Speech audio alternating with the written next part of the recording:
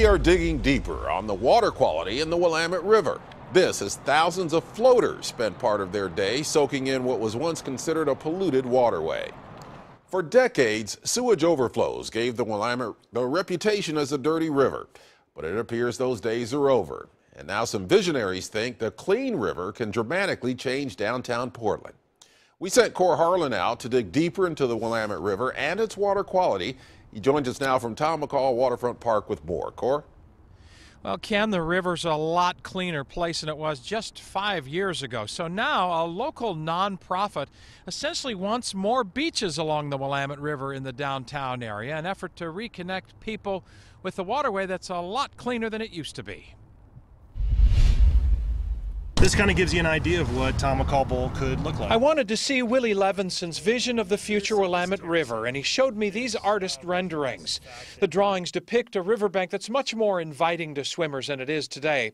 The Tom McCall Bowl, in Willie's vision, becomes a sandy beach with terraced concrete working its way up the bank. So by putting in this terracing, it allows you to be in the water, and it also allows you to have these great passive uses. To me, this kind of represents, imagine if you had Pioneer Courthouse Square and overlaid it on top of this rocky bowl. I found out Willie's vision is being made possible by almost $1.5 billion. The city of Portland has invested on keeping sewage out of the river.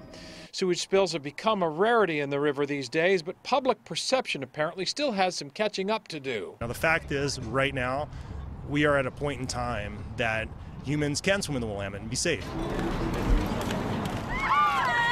To illustrate, Willie organized the big float. Thousands of people made their way to the water's edge from a small beach under the west end of the Markham Bridge.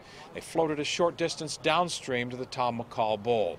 It is this connection to the water that Willie is trying to instill in more Portlanders, and if Sunday's turnout is any indication, the effort appears to be working. Yeah, actually our neighbor was like, oh, it's kind of, isn't it like full of sewage or this and that? I was like, no, it's pretty fun. It'll be nice to get out there. Oh, I just thought it'd be fun, a nice weekend. I mean, we don't always have this nice weather, so just trying to take advantage of it, get on the Willamette. Hopefully it's as clean as they say it is now. Visions don't happen overnight, and for Willie and others who'd like more hospitable terrain at the river's edge, it's a small project here and a small project there, working towards a transformation of the river's edge, Willie says cannot now be stopped. All right, here's back to a live picture at the Tom McCall Bowl here, and this is part of what he's talking about here. This is not a very inviting place for people to come down to the beach. In the future, Willie and others at the Human Access Project would like to change all of this. One other final note, Ken, that didn't go reported last week. We had record rainfall here in July, and in years past, that would likely have resulted in a sewage spill into the Willamette River. Well, we didn't hear anything about that last week when we had all the rain because it didn't happen, and that is news that a lot of people who like the river say is worth reporting. We're live here along the Willamette River. Cor Harlan, KOIN 6 News. Ken?